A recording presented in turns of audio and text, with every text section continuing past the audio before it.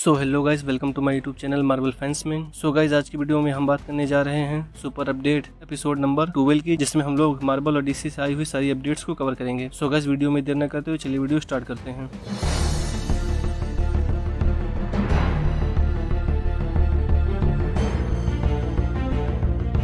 So guys, सबसे पहले हम मार्वल से आई हुई सारी अपडेट्स को कवर करेंगे। सो फ्रेंड्स, मार्वल से हमारी सबसे पहली अपडेट है कि मार्वल स्टूडियोज रिपोर्टेडली अपने ब्लैक पैंथर 3 मूवी के लिए एक न्यू एक्टर को फाइंड कर रहा है, जो कि इस मूवी में एज ब्लैक पैंथर के रोल को प्ले करते हुए नजर आए। क्योंकि मार्वल स्टूडियोज अपने ब्लैक पैंथर 3 मूवी को फास्ट फॉरवर्ड कर रहा है प्रोडक्शन में लाने के लिए, क्योंकि मार्वल वाले इस मूवी को 2028 तक रिलीज करने को प्लान कर रहे हैं। और इसीलिए मार्वल वाले इस मूवी के लिए एक न्यू ब्लैक पैंथर को फाइंड कर रहे हैं, क्योंकि वो लोग इस बार इस मूवी में शूरी को एज ब्लैक पैंथर के लिए कंसीडर नहीं कर रहे हैं। और इसीलिए मार्वल वाले चाहते हैं कि कोई नया एक्टर ही इस मूवी में ब्लैक पैंथर के रोल में अपेयर हो। और इसीलिए मार्वल वाले रिपोर्टेडली जॉन डेविड वॉशिंगटन से और डैमसन इद्रिस से बात कर रहे हैं कि इन दोनों में से कोई एक एक्टर इस कैरेक्टर को प्ले करे। और हो सकता है इन फ्यूचर प्रोबेबली हम लोगों को इन दोनों एक्टर में से किसी एक एक्टर को इस रोल में अपेयर होता हुआ नजर आए। सो गाइस, अब अपने नेक्स्ट अपडेट पर बढ़ते हैं। तो हमारी अगली अपडेट ब्लेड मूवी से रिलेटेड है। तो अभी एक रिपोर्ट निकल कर आई है कि मार्वल वाले एक बार फिर से इस ब्लेड मूवी के प्रोडक्शन को इसी साल के एंड से स्टार्ट करने जा रहे हैं, क्योंकि मार्वल वाले कंसीडर कर रहे हैं कि वो लोग इस मूवी को भी 2028 तक रिलीज कर दिया जाए। और इसीलिए मार्वल वालों ने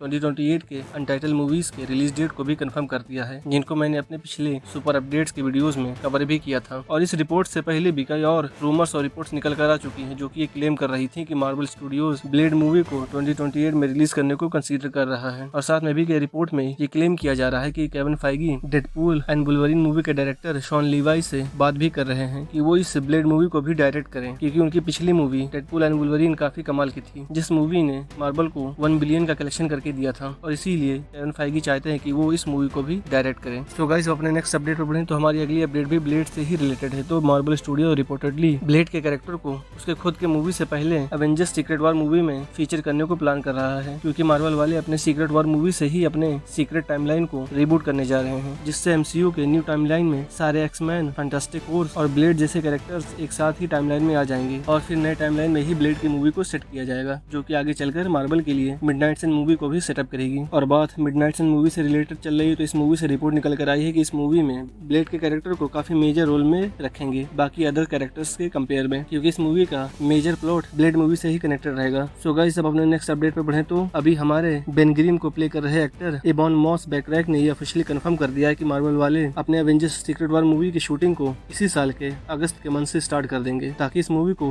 अगले साल तक कंप्लीट किया जा सके। और इस मूवी को नेक्स्ट ईयर 17 दिसंबर 2027 को थिएटर्स में रिलीज किया जाएगा। और बात शूटिंग से रिलेटेड चल रही है, तो बता दूं कि अभी लंदन में Russo brothers Avengers doomsday movie के कुछ सीन्स को रीशूट कर रहे हैं, जिन रीशूट्स के लिए Tenoch Huerta, David Harbour, Danny Ramsey, Florence Pugh और लुइस पुलमैन लंदन पहुंच चुके हैं। और इन्हीं एक्टर्स के सीन्स को रीशूट किया जा रहा है, जो कि मार्वल वाले अपने हर मूवीज के साथ करते हैं। सो गाइस, अब नेक्स्ट अपडेट पर बढ़े तो हमारी अगली कुछ अपडेट डेयरडेविल बॉर्न अगेन के सीजन 3 से रिलेटेड है। तो अभी डेयरडेविल बॉर्न अगेन के सीजन 3 से उसके कुछ सेट इमेजेस रिवील हुए, जिन्हें आप अभी अपनी स्क्रीन पर देख भी सकते हैं। और इन सेट इमेजेस में हम लोग बुलजाई के न्यू सूट को भी देख सकते हैं, जो कि काफी कूल भी लग रहा है। और इस बार बुलजाई के पास भी डेयरडेविल की तरह क्लासिक हेलमेट है, जो कि बिल्कुल ही कॉमिक बुक एक्यूरेट सूट लग रहा है। और इसके साथ इस सीरीज से Mike Colter as Luke Cage और Finn Jones as Iron Fist का भी फर्स्ट लुक रिवील हो चुका है, जिसे आप अभी अपनी स्क्रीन पर देख भी सकते हैं। और बताया जा रहा है कि ये दोनों कैरेक्टर इस सीरीज के एपिसोड नंबर 4 से अपीयर होना स्टार्ट करेंगे और फिर लास्ट एपिसोड तक कंटिन्यू करेंगे। और कुछ सोर्सेस ऐसा क्लेम भी कर रही हैं कि इस डेयरडेविल बॉर्न अगेन सीजन 3 में हमें 1 साल का टाइम जंप भी देखने को मिलेगा, यानी कि सीरीज की स्टोरी सीजन 2 के